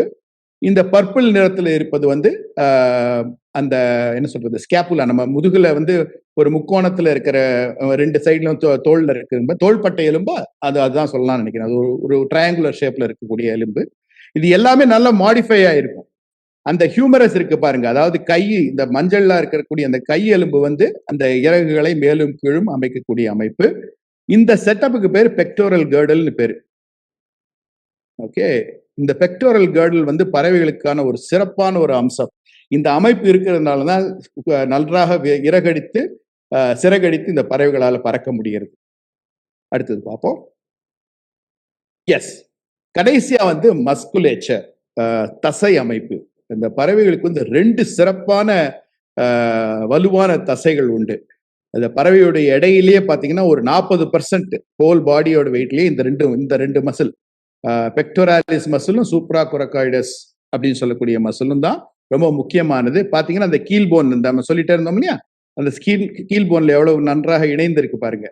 இது வந்து லாங்கஸ்ட் அண்ட் ஸ்ட்ராங்கஸ்ட் மசில். இதுதான் வந்து டவுன் ஸ்ட்ரோக், அதாவது இறகுகளை கீழே காற்றுக்கு எதிராக இழுப்பதற்கு தேவையா இருக்கு. அது மேல இருக்கிறது வந்து இந்த சூப்ரா கொரக்காய்டியஸ் சொல்லக்கூடிய இந்த தசை அமைப்பு பிங்க் கலர்ல இருக்கு பாத்தீங்களா, இது வந்து இறகுகளை மேல் நோக்கி இழுப்பதற்கு உபயோகமாக இருக்கிறது. இந்த 2 மசில் அமைப்பு வந்து ரொம்ப முக்கியமானது. அதே சமயத்துல இந்த எலும்பு அமைப்பையும் பார்த்துக்குங்க நீங்க. சாரி, எஸ், இந்த எலும்பு அமைப்பும் பாருங்க நீங்க. அது வந்து எப்படி இருக்குன்னா ஒரு நீளமா இருக்கு. பறக்கும் பறவைகளுக்கு விரல்கள் வந்து ரொம்ப கம்மியாகவே இருக்கும். நிறைய டிஜிட்ஸ் எல்லாம் ஃபியூஸ் ஆகி இருக்கும். மெட்டாகார்பல்ஸ், அதாவது நம்ம கையில உள்ளங்கையில இருக்கிற விரல்களுக்கு அடியில் இருக்கக்கூடிய எலும்பு எல்லாமே ஃபியூஸ் ஆகி பறப்பதற்கு தோதான ஒரு அமைப்பாக இருக்கிறது. இப்ப நம்ம வந்து முதல்ல சொன்ன மாதிரி டைம் டிராவல் பண்ண போறோம், ஜுராசிக் பார்க் போறோம். இது வந்து ஒரு 190 வருஷங்கள், 200 மில்லியன் வருஷங்களுக்கு முந்தின ஒரு கதை. சோ இது ஒரு பறவையின் மூதாதையர். இது வந்து சைனோசோராப்டிக்ஸ், சைனால இது பார்த்திருக்காங்க. 125 மில்லியன் வருஷங்களுக்கு முன்னாடி இருந்திருக்கு. இதோடைய உடம்புல இருந்த இறகு அமைப்பு வந்து பேசிக்கலி ஃபிலமெண்டஸ் ஃபெதர்ஸ், அதாவது ஸ்டேஜ் 1 ஃபெதர்ஸ் தான் இருந்திருக்கு. எகெயின் அதோடைய முக்கிய ஃபங்க்ஷன் என்னன்னா, அந்த உடல் சீதோஷணத்தை சீராக வைக்கக்கூடிய ஒரு ஃபங்க்ஷன் மட்டும்தான் இருந்திருக்கு. கைகள் பாருங்க அப்படியே ரொம்ப குட்டியா சின்னதா போயிடுச்சு. இந்த கையினால என்ன பலன் அப்படிங்கிறது வந்து தெரியல. கை தட்டக்கூட முடியாதுன்னு நினைக்கிறேன். அந்த அளவுக்கு குட்டியா இருக்கக்கூடிய ஒரு கை அமைப்பு. ஸோ எஸ், பறவையின் மூதாதையர் தான் 125 மில்லியனுக்கு முன்னாடி இருந்திருக்காங்க. But it is still a dinosaur. அடுத்தது வாங்க, நம்ம அகைன் ஜுராசிக் பார்க் படம் பார்த்தவங்களுக்கு எல்லாம் தெரியும். அங்க அதுல வந்து வெலாசிராப்டர்னு ஒண்ணு காமிச்சிருப்பாங்க. அது வந்து அதுக்கும் இதுக்கும் சம்பந்தமே இருக்காது, ஒரு பெரிய ஒரு விலங்கா காமிச்சிருப்பாங்க. அது ஒரு மிகைப்படுத்தப்பட்ட ஒரு கேரக்டர். வெலாசிராப்டர் ஆக்சுவலி பறவைகளுடைய மூதாதையர். உடல் வந்து கண்டிப்பா ஃபெதர்ஸ்னால மூடப்பட்டிருந்தது. ஒரு 25 மில்லியனுக்கு முந்தின ஒரு டைனோசார். வான்கோழி சைஸ் தான் இருந்தது. ஆனா படத்துல வந்து ரொம்ப பெருசா காமிச்சிருப்பாங்க. அது வான்கோழி சைஸ்ல இருந்தது, டர்க்கி சைஸ்ல இருந்தது. முக்கியமா இதுக்கு வந்து என்ன பார்க்கணும்னா, இந்த இடத்துல இருக்கக்கூடிய இந்த சுழல் மணிக்கட்டு, ஸ்வைவல் ஜாயிண்ட்னு சொல்லுவாங்க. இது அந்த ஸ்வைவல் ஜாயிண்ட் வந்து இந்த கை சுழலும் போது அந்த என்ன சொல்றது, பறவைகளுக்கு இப்ப இந்த மாடர்ன் பேர்ட்ஸுக்கு இருக்கிற மாதிரி ஃபார்வர்ட் த்ரஸ்ட் உண்டாக்கக்கூடியது வந்து இந்த சுழல் ஜாயிண்ட். ரெண்டாவது வந்து பார்க்க வேண்டியது இந்த கிளா. இது வெலாசி ராப்டர்னு சொன்னாங்கன்னா, இந்த ராப்டோரியல் லெக்ஸ். இதை வந்து காலை வச்சு பறவைகளை, இறை விலங்குகளை தாக்கி இருக்கு, கிழிச்சிருக்கு, அது இறுக்கி பிடிச்சிருக்கு. இன்னைக்கு இருக்கக்கூடிய கழுகுகள், பருந்துகள் எல்லாமே வந்து ராப்டர்ஸ் தான். அதுக்கும் இந்த மாதிரி ஒரு கால அமைப்பு இருக்கிறது. நான் சொன்ன மாதிரி ஃபர்க்யூலா இந்த ராப்டருக்கு இருந்திருக்கு, இந்த டைனோசருக்கு இருந்திருக்கு. இன்னொன்னு சிறப்பா என்ன பண்ணணும்னா, இந்த கை எலும்புல சில என்ன சொல்றது, ஃபிளைட் ஃபெதர்ஸ், எல்லா ஃபிளையிங் பேர்ட்ஸுக்கெல்லாம் பார்த்தோம்னா அந்த கை எலும்புல ஒரு சில நாப்ஸ் இருக்கும். அந்த ஃபெதர் நாப்ஸ்ன்னு சொல்லுவாங்க. அந்த ஃபெதர் நாப்ஸ் என்னன்னா, இந்த ஃபிளைட் ஃபெதர்ஸ் எல்லாமே அதோட இணைஞ்சிருக்கும் தசை நார்களை வச்சு, டெண்டன்ஸை வச்சு. எந்த ஒரு இறகு எலும்போடு இணைந்திருக்கிறதோ அது வந்து ஃபிளைட் ஃபெதர்ஸ் அப்படிங்கிறது பறவையியல்ல ஒரு ஜெனரல் அண்டர்ஸ்டாண்டிங். மித்த எலும்புல இணையாதது உடல்ல இருக்கிறதெல்லாம் வந்து, ஸ்கின்ல இருக்கிறதெல்லாம் வந்து நான் ஃபிளைட் ஃபெதர்ஸ். ஸோ அது ஒரு சிறு குறிப்பு. So this is velociraptor. மிகவும் சிறப்பாக ஓடி இருக்கு. அப்ப அந்த கையை எதுக்குடா யூஸ் பண்ணிருக்கு அப்படின்னா, அந்த ஓடும் பொழுது ஒரு பேலன்ஸ் பண்றதுக்கு உபயோகிச்சிருக்கும், இல்ல எதிரில் வர என்ன சொல்றது, பூச்சிகளையோ இல்ல மற்ற விலங்குகளையோ பிடிச்சிருக்கும். நம்ம உள்ளங்கை போன்ற ஒரு அமைப்பு, மேனஸ்ன்னு சொல்லுவாங்க, அந்த மாதிரி அமைப்பு வெலாசிராப்டருக்கு இருந்திருக்கு. அடுத்தது எஸ், இது வந்து அனன்லெஜியா அப்படின்னு சொல்லக்கூடிய இன்னொரு பறவை இனம், சாரி டைனோசார். இது 11 அடி இருந்திருக்கு. மிக உயரமான ஒரு டைனோ மூதாதையர். பெரிய நீள வால் இருக்கு, உடம்புல வந்து நிறைய ஃபெதர்ஸ் இருந்திருக்கு. இது வந்து பாதி பறவைன்னு சொல்றாங்க, ஹாஃப் பேர்ட். ஒரு 89 மில்லியன் வருஷங்களுக்கு முன்னாடி வாழ்ந்த ஒரு டைனோசார். இந்த டைனோசாருக்கும் மாடர்ன் பேர்ட்ஸுக்கும் இடையில் உள்ள ஒரு இடைப்பட்ட ஒரு டைனோசார்னு சொல்றாங்க. இதுக்கும் வந்து அந்த பெக்டோரல் கேர்டல் நம்ம சொல்லுவோம் இல்லையா, அந்த பெக்டோரல் கேர்டு இந்த இடத்துல இருக்கே, இந்த இறகுகளை இயக்குவதற்கான ஒரு அமைப்பு ரொம்ப சிறப்பாகவே அமைஞ்சிருக்கு. இது ஒரு நல்ல ஒரு எலும்பு அமைப்பு. டெஃபினட்டா இது வந்து அந்த அந்த இறக்கையை வந்து பேலன்ஸுக்கு மட்டும்தான் அது உபயோகிச்சிருக்க முடியும். இதை வச்சு பறந்திருக்க முடியாது. ரெண்டாவது, இந்த கால்கள் வலுவாக இருக்கிறது. அதே மாதிரி இந்த கிளாஸ் இருக்கு. இந்த கிளாஸை வச்சு டெஃபினட்டா வந்து எதிரிகளை தாக்கி இருக்கணும், நன்றாக ஓடி இருக்கணும். இந்த அமைப்பு ஏன் சொல்றேன்னா, காலை வச்சு தாக்குறதுன்னு, பின்னால நம்ம வந்து ஒரு ஸ்லைட்ல ஒரு பறவையை பத்தி சொல்ல போறோம். அந்த பறவை வந்து கால்களை வந்து ரொம்ப வலுவாகவே தாக்குவதற்காக உபயோகிக்கக்கூடியது. அதை வந்து பார்ப்போம் நம்ம. இது அனன்லெஜியா. அடுத்தது கார்டிப்டெரிக்ஸ் அப்படின்னு சொல்லுவாங்க. இது வந்து ஒரு மயில் போன்ற ஒரு சைஸ்ல இருந்த ஒரு ஒரு டைனோசார். அந்த வால் பாருங்க நல்ல டிஸ்பிளேக்காக உபயோகப்படுத்தியிருக்கு. ஓரளவுக்கு இந்த ஃபெதர் அமைப்புகள் வந்து பெனேஷியஸ் ஃபெதர்ஸ் இருந்திருக்கு. ஸ்டேஜ் 3 ஃபெதர்ஸ் இருந்திருக்கு. இந்த கலர்லாம் போட்டிருக்காங்களே, இது வந்து ஒரு ஓரளவுக்கு ஒரு ஆர்டிஸ்டுடைய ஒரு ஒரு என்ன சொல்றது, சயின்ஸ் பேஸ்ட் ஆர்டிஸ்டிக் இம்ப்ரெஷன் தான். இந்த மாதிரி தான் இருந்ததா அப்படிங்கிறது வந்து நமக்கு தெரியாது. அப்போ கால்கள் பாருங்க ரொம்ப வலுவாக பறவைகளை போன்ற ஒரு கால் அமைப்பு இருந்திருக்கு இதுக்கு. அப்ப ஆனா வாய் பாருங்க ஓரளவுக்கு அழகு மாதிரி இருக்கு, ஆனா பற்கள் இருக்கு. இன்ற மாடர்ன் பேர்ட்ஸுக்கு வந்து பல்லெல்லாம் ஒண்ணுமே இருக்காது. ஏன்னா பற்கள் வந்து ஒரு என்ன சொல்றது, ஒரு கஷ்டமான ஒரு சமாச்சாரம் பறவைகளுக்கு. அது வந்து வெயிட், இந்த ஜா வந்து ரொம்ப ஹெவியா இருக்கும். அதனால பறவைகள் இந்த இந்த ஜாஸ் பல்லு இதெல்லாம் வந்து இழந்துருச்சு. இது நம்ம ப்ரீவியஸ் நிகழ்வுகள்ல நம்ம வந்து இதை பத்தி சொல்லியிருக்கோம். அதுக்கு அடுத்தது வந்து புரோட்டார்கியாப்ட்ரிக்ஸ், அதாவது ஆர்கியாப்ட்ரிக்ஸ் உடைய மூதையர்ங்கிற பேரு தான். ஆல்மோஸ்ட் ஆர்கியாப்ட்ரிக்ஸும் இதுவும் ஒரு ஒரு சமகாலத்துல வாழ்ந்த ஒரு ஒரு டைனோசார்ஸ் தான். இதோடைய அமைப்பு பாருங்க, நல்ல நீளமான கால், வலுவான வந்து டோஸ் கிளாஸ் எல்லாம் இருக்கு. நன்றாகவே ஓடக்கூடிய ஒரு பறவை, சாரி டைனோசார். முன்னங்கைகள்ல பாத்தீங்கன்னா அந்த சிமெட்ரிக்கல் ஃபெதர்ஸ், அதாவது ஸ்டேஜ் 4 ஃபெதர்ஸ் வந்து அமைஞ்சிருக்கு. ஆனா வெளியில கையில பாருங்க எக்ஸ்ட்ரா டிஜிட்ஸ் எல்லாம் வேற இருக்கு, வெளியில நீட்டிட்டு இருக்கு. கிளா அமைப்புகள் இருக்கு. இந்த கிளா அமைப்பு வந்து ஒரு பறக்கும் பறவை இனத்திலையும் இருக்கு. ஹொவைட்ஸ்ன்னு சொல்ற ஒரு பறவையுடைய இப்போ மாடர்ன் பேர்டுக்கும் இருக்கு. ஆனா அது வந்து ஒரு இளமை காலத்திலிருந்து மறைஞ்சு போயிடும். ரெண்டாவது ஒரு சில பறக்காத பறவைகளுக்கு இன்றும் இருக்கிறது. அதனால இது இந்த ஒரு முக்கியமான அமைப்பு. டெஃபினெட்லி இதுக்கு ஃபர்க்குலா நன்றாக இருந்திருக்கு, மரம் ஏறி இருக்கிறது. இந்த கைகளை வந்து ஒரு பேலன்ஸ் பண்றதுக்கு மட்டும்தான் உபயோகிச்சிருக்கும், இல்ல மரத்துல ஏறுறதுக்கு உபயோகிச்சிருக்கும். கிளைடிங் மட்டும்தான் இதுக்கு பாசிபிள்.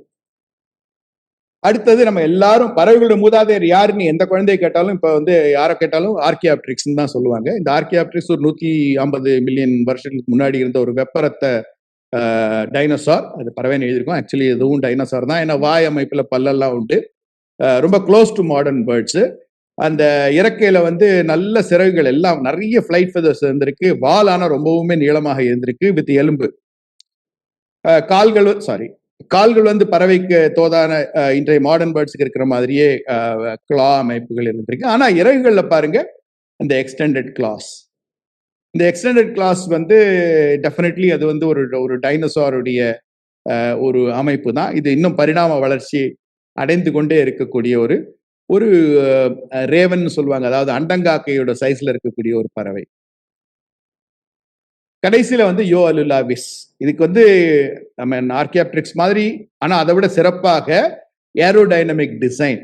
அதே டைம் பீரியட் தான் இது. ஏன் இதை பத்தி நம்ம நிறைய பேசல அப்படின்னா, இதை பத்தி நிறைய ஒரு எலும்பு படிவங்கள் கிடைக்கலன்னு நினைக்கிறேன். அதனால இது வந்து இதை விட அந்த ஆர்கியாப்ட்ரிக்ஸ் வந்து ஒரு என்ன சொல்றது, ஒரு ஐகானிக் ஆயிடுச்சு. பறவைகளுடைய மூதாதையர்களுடைய ஐகானிக் ஆயிடுச்சு. இது சிறப்பாக கீல்போன் உண்டு, ஃபர்க்யூலா உண்டு, ஃபின்ச் அதாவது ஒரு குருவியுடைய சைஸ் தான் இருக்கும். பறப்பதற்கு மிகவும் ஸ்லோ ஃபிளைட் லேண்டிங்க்கு ரொம்ப தேவையான அலூலா இந்த டைனோசாருக்கு இருந்திருக்கு. அப்பவும் வாயில பற்கள் இருந்திருக்கு. அந்த அழகு அமைப்பு கூட பாருங்க ஒரு டைனோவோட அமைப்பு மாதிரி தான் இருக்குமே தவிர ஒரு சமகால பறவையுடைய அழகு அமைப்பு மாதிரி இருக்காது. ரைட். ஸோ நம்ம பறவைகளோட மூதாதையர்களை பத்தி ஓரளவுக்கு பார்த்துட்டோம். அந்த அதோடைய அமைப்புகள், உடற்கூறு அமைப்புகள் என்ன மாதிரி இருந்திருக்குன்னு பார்த்துருக்கோம். அதை வந்து இந்த சமகால பறவைகளை பத்தி பேசும்பொழுது கனெக்ட் பண்ண போறோம். அதுதான் இந்த இந்த இந்த இனிமே வரக்கூடிய ஒரு நிகழ்ச்சியில நம்ம பேசக்கூடியது. ஸோ பறக்காத பறவைகள் ஏன் பறக்கதை நிறுத்திடுச்சு? பறப்பத மாதிரி ஒரு எனர்ஜி, அதாவது சக்தி விரயம் செய்யக்கூடிய செயல் கிடையாது. பறக்க முடியலன்னா எனர்ஜி சேவ் ஆகும். எனர்ஜி சேவ் ஆச்சுன்னா நல்லாவே வாழலாம், வேற வேலை ஏதாவது பண்ணலாம். அதுல வந்து இந்த டொமஸ்டிகேட்டட் பறவைகள் இருக்கு பாருங்க, அதாவது உணவுக்காக வளர்ப்பு பறவைகள் இருக்கு பாருங்க, இது வந்து நமக்கு எடுத்த கேஸ். ஏன்னா இந்த வான்கோழியா இருக்கட்டும், வாத்தா இருக்கட்டும், கோழியா இருக்கட்டும், ஜாப்பனீஸ் கோயிலா இருக்கட்டும், நம்ம வந்து அது இறையை போட்டு இறையை தேட வேண்டிய தேவையை குறைச்சிட்டு பிரெடேட்டர்ஸ்ல இருந்து ப்ரொடெக்ட் பண்றதுக்காக நல்ல கூண்டுல வச்சு வளர்த்து அதை பறக்கும் தன்மையை ஓரளவுக்கு நம்ம இழக்க வச்சுட்டோம். ஆனா இன்னைக்கும் அதை திருப்பி காட்டுல விட்டோம்னா பறந்துருமா அப்படின்னா பறக்க சான்ஸ் இருக்கு. ஏன்னா எல்லா விதமான ஃபிளைட் கேப்பபிலிட்டிஸும் இருக்கு. இந்த மஸ்குலேச்சரா இருக்கட்டும், எலும்பு அமைப்பா இருக்கட்டும், எல்லாமே இருக்கு. இது வந்து கிராமத்துல பார்க்கலாம். நம்ம சில நாட்டுக்கோழி வந்து கூரை மேல பறக்கும், இல்ல மரத்து மேல கூட பறக்கக்கூடிய தன்மையுடையதா இருக்கும். அப்புறம் ரெண்டாவது நம்ம கிராஸ் பிரீடிங்லாம் பண்ணியிருப்போம். அதெல்லாம் பண்ணி ஜெனட்டிக் மாடிஃபிகேஷன்லாம் பண்ணி இதோடைய பறக்கும் திறனை ஓரளவுக்கு குறைச்சிட்டோம். இன்னைக்கும் இந்த படத்துல இருக்கிற ஜாப்பனீஸ் குயில் இருக்கு பாருங்க, அது வளர்ப்பு பறவையா அதாவது டொமஸ்டிகேட்டட் பறவையா இருந்தாலும் அது திறந்து விட்டீங்கன்னா பறந்து போயிடும். உணவுக்காக வச்சிருக்காங்க. இது இன்னமும் பறக்கும் தன்மையை வைத்துக் கொண்டிருக்கிறது. அப்படியே நம்ம வைல்டுக்கு வருவோம். வைல்டுல வந்து நான் ரெண்டு ரெப்ரசன்டேட்டிவ் பறவை தான் போட்டிருக்கேன். ஒன்று வந்து நீர்க்காகம், இன்னொன்று வந்து கிளி. இந்த நீர்க்காகமும் கிளியையும் பத்தி இந்த எந்த ஒரு கிளி எந்த ஒரு நீர்க்காகங்கிறத பத்தி நம்ம அடுத்த வர ஸ்லைட்ல பார்க்கலாம். ரைட். இப்ப முன்னாள்ல பறந்த காட்டுயிர், அதாவது எக்ஸ் வைல்டு ஃபிளையர்ஸ் வர்சஸ் இன்னைக்கு இருக்கக்கூடிய அதோட ஃபிளையிங் கசின்ஸ், அதோட பங்காளிகள். இந்த இந்த பறவை வந்து நீர்க்காகம் தான். இது வந்து கேலப்பகோஸ் ஐலண்ட்ல இருக்கக்கூடிய பறக்க இயலாத ஃபிளைட்லெஸ் கார்மோரான்ட். இதே சமயத்தில் இங்க இருக்கிறது வந்து நம்ம நாட்டில் பார்க்கக்கூடிய ஒரு கிரேட் கார்மோரான்ட். இது இந்த ரெண்டு ரெக்கையை பாருங்க, ஒன்று வந்து இக்னூண்டா இருக்கு, சாரி, இன்னொரு இந்த பறவைக்கு பாருங்க எவ்வளவு எக்ஸ்டெண்டடா இருக்கு. இது பறக்கிறதுக்கு தோதாக இருக்கிறது. ஆனா சாரி ஆனா இந்த இறக்கை வந்து எந்த விதமான பிரயோஜனமும் கிடையாது. இது வந்து நீந்துவதற்கு கூட உபயோகப்படுத்துறது கிடையாது. இந்த ரெண்டுமே தண்ணீருக்குள்ள நீந்தி மீன் பிடிக்கும் பொழுது இந்த கால்களை தான் உபயோகிக்கும், அந்த டைவிங் அண்ட் ஸ்விம்மிங்க்கு. இது கேலப்பகோஸ் ஐலண்ட்ல ரொம்ப நாளுக்கு சந்தோஷமா வாழ்ந்து கொண்டிருந்த பறவை. ஏன்னா அங்க வந்து எந்த விதமான ஒரு பிரிடேட்டர்ஸும் கிடையாது. அதனால பறக்க வேண்டிய தேவை இல்லாம போச்சு. மாலுமிகள் வந்த உடனே எலிகள் வந்தது, நாய் வந்தது, பூனை வந்தது. இப்போ இது வந்து ஒரு த்ரெட்டன்ட் ஸ்பீஷீஸ் ஆயிடுச்சு. அடுத்தது அப்ப அப்படியே காட்டுக்கு போறோம். இது வந்து ஐலண்ட்ல இருந்தது. காட்டுக்கு போகும்பொழுது நியூசிலாண்டுக்கு போயிட்டோம் நம்ம. இப்போ நியூசிலாண்டுல இருக்கக்கூடிய இது ஒரு இந்த கிளி வந்து காக்கப்புன்னு பேரு. இந்த கிளி வந்து பறக்காது. வேர்ல்டுலயே ஹெவியஸ்ட் பேரட் வந்து இதுதான். 4 கிலோ எடை இருக்கும். தரையில் வாழும் ஒரு இரவாடி பறவை. மரம் ஏறும். இந்த கால் பாருங்க, இன்னைக்கு இருக்கிற கிளி மாதிரியே ஜைகோடாக்டல் அரேஞ்ச்மெண்ட் இருக்கு. அதனால மரம் சிறப்பாக ஏறும். ஆனா மரம் ஏறும் பொழுது அந்த விங்ஸை வந்து பேலன்ஸ் பண்றதுக்கு மட்டும்தான் உபயோகப்படுத்திருக்கே தவிர கிளைடிங்க்கு உபயோகமா இருந்தது இல்லை. அப்போ இந்த மூதாதையர் நம்ம காமிச்சோமே, அது மாதிரி தான் இந்த பறவைக்கும் இருந்திருக்கு. 100 வருஷம் உயிர் வாழக்கூடிய ஒரு லாங்கஸ்ட் லிவிங் பேர்ட் ஸ்பீஷிஸ்ன்னு கூட சொல்றாங்க. ஆனா இதுவும் அழிவின் விளிம்புல இருக்கு. ஏன்னா அது பறக்காத தன்மையினால, இந்த மேன் இன்ட்ரடியூஸ்ட் பிரெடேட்டர்ஸ் வந்ததுனால இந்த பறவை வந்து ஒரு அழிவின் விளிம்புல இருக்கக்கூடிய ஒரு பறவை. அதோடைய பறக்கும் பங்காளி அதே ஊர்லயே இருக்கு. இது வந்து கியா என்று சொல்லக்கூடிய மாமிசம் திங்கும் ஒரு கிளி இனம். இது கிளி இனத்துல வந்து நிறைய ஒரு ஆச்சரியமான தகவல்கள் எல்லாம் இருக்கு. என்னைக்காவது ஒரு நாள் முடிஞ்சா உலகத்துல இருக்கிற கிளிகளை பத்தி நம்ம இந்த நிகழ்ச்சியில பேசுறதுக்கு முயற்சி பண்ணுவோம். அப்படியே வாங்க, இது வந்து முன்னாள்ல பறந்தவங்க, எக்ஸ் பிளேயர்ஸ் சொல்லுவாங்க. இந்த பறவைகளை ஏன் போட்டிருக்கேன்னா, எல்லாமே பறக்கிற பங்காளிகள் உங்களுக்கு இருப்பாங்க. இந்த கேம்பல் ஐலண்ட் டீல்ஸ் பாருங்க, நம்ம பறக்கும் டீல்ஸ் நிறையவே இருக்கு. நமக்கு காமன் டீல் இருக்கு, அப்புறம் கார்கனே டீல் இருக்கு. எல்லாமே மைக்ரேட்டரி பேர்ட்ஸ், தொலை தூரம் பறந்து வர பறவைகள். ஆனா இந்த கேம்பல் ஐலண்ட் பறவைகள் பறக்கும் சக்தியை இயற்கையாகவே இழந்து, பரிணாம வளர்ச்சியில கம்ப்ளீட்டாவே இழந்து விட்டன. அதே மாதிரி காஃப் மூர்ஹென், இந்த மூர்ஹென்னு நம்ம பார்த்துருக்கோம், காமன் மூர்ஹென் மாதிரி இருக்கும். இதுவும் கண்டிப்பா பறக்க முடியாது. அது டிட்டிகாகா கிரீப். இது டிட்டிகா ஐலண்ட்ல இருக்கக்கூடிய ஒரு கிரீப். நம்ம ஊர்ல இருக்கிற முக்குளிப்பான், அது நன்றாகவே பறக்கும், இதால பறக்க முடியாது. அது இன்ஆக்சசிபிள் ஐலண்ட் ரயில். இதுவும் ஒரு ஐலண்டு தீவுல வாழக்கூடிய ஒரு பறவை. இதுதான் உலகத்திலேயே மிகச்சிறிய பறக்காத பறவை. இதுதான் அது தனி சிறப்பு. இது எல்லாமே ஐலண்ட்ல போய் ஏன் இருந்ததுன்னா, இப்ப முன்னாடி பறந்து போய் பறவைகள் தான் எல்லாமே ஐலண்ட்ஸ் எல்லாம் போய் ஆக்குபை பண்றது. முதல்ல எந்த முதுகெலும்பி போய் ஒரு புதிய ஐலண்ட்ல இருக்குன்னா அது பறவைகள் தான் இருக்கும். அங்க போய் கொஞ்சம் கொஞ்சமா வந்து எந்த விதமான எதிரிகள் இல்லைன்னு உடனே பறக்கும் சக்தியை இழந்துடுச்சு. எஸ்பெஷலி இந்த ரெயில்ஸ் சொல்றாங்க பாத்தீங்களா, நீர்க்கோழி வகை இது. இந்த ரெயில்ஸ் தான் சிறப்பா எந்த சமயத்திலயுமே பறக்கக்கூடிய தேவையை முதல்ல இழக்கக்கூடிய ஒரு பறவைன்னு சொல்றாங்க. எல்லாமே வாட்டர் பாடியை சேர்ந்து இருக்கும். அடுத்தது நம்ம பென்குயின்ஸ். இந்த பென்குயின்ஸ் வந்து எல்லா விதமான பறக்கக்கூடிய அமைப்பும் உண்டு. ஆனா வானில் பறக்காது, நீரில் மட்டும்தான் பறக்கும். அதுக்காக இது வந்து ஒரு எக்ஸாப்டேஷன். விங்ஸை வந்து நீந்தறதுக்காக உபயோகித்த பறவை. அது கடைசியில வந்து நீந்த தோதாகவே அது அடாப்டேஷனும் ஆயிடுச்சு பரிணாம வளர்ச்சியில. அதையும் பார்ப்போம் நம்ம.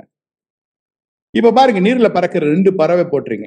2 பார்த்தா ஒரே மாதிரி இருக்கும். 2மே வந்து கசின்ஸ் மாதிரி, பங்காளி மாதிரி தெரியும். ஆனா 2மே இருக்கக்கூடிய வாழ்விடம். இது ஆட்லி பென்குயின், இது அண்டார்டிகால இருக்கக்கூடியது. இது வந்து ரேசர் பில் என்று சொல்லக்கூடிய லெசர் ஆக். இது வந்து ஆர்டிக் சர்க்கிளுக்கு கீழே இருக்கும், சப் ஆர்டிக் ரீஜன்ல இருக்கும். 2க்குமே உருவ அமைப்பு ஒரே மாதிரி. ஃபெதர்ஸ் பாருங்க, எல்லாமே கலர்ஸ் எல்லாம் ஒரே மாதிரி இருக்கும். அழகு கூட கிட்டத்தட்ட ஒரு மீனை பிடிக்கிற மாதிரி இருக்கு. கால் குட்டி காலு, இதை வச்சு ஓடவும் முடியாது, ஒன்றும் பண்ண முடியாது. 2க்கும் இறகு அமைப்புகளும் இறக்கை அமைப்பும் ஒரே மாதிரி இருக்கும். தண்ணீருக்குள்ள சிறப்பாக நீந்தக்கூடிய பறவை இனம். ஆனா 2க்கும் என்னடா வித்தியாசம் அப்படின்னு பாத்தீங்கன்னா, இந்த லெசர் ராக் வந்து பறக்கவும் செய்யும். ஏன்னா இது வாழும் இடம் அந்த மாதிரி ஒரு மலை முகடுகள்ல இருக்கும். அந்த மலை முகடுல இருந்து இறங்கி வந்து அங்க முட்டையை போட்டு வாழணும்னா பறக்க வேண்டிய தேவை இருக்கு. ஆனா அண்டார்டிகால அந்த தேவை இல்லை. அதனால பறக்க முயற்சிக்கவே இல்லை. இது வந்து பரிணாம வளர்ச்சியில பறக்கும் திறன், அந்த விங்ஸ் அடாப்டேஷன் மாறி போச்சு. இது இன்னமும் அந்த பறக்கும் தன்மையை தக்க வச்சிருக்கு இந்த ரேசர் பெல். எஸ், இது பறக்காத பறவைகள். இது வந்து ஆங்கிலத்துல வந்து ராட்டைட்ஸ் அப்படின்னு சொல்றாங்க. இந்த பறவைகள் எல்லாமே பாத்தீங்கன்னா, முதல்ல பார்த்த பறக்காத பறவைகள் எல்லாம் முன்னாடி பறந்து பின்னாடி பறக்கும் தன்மையை இழந்தவைகள்.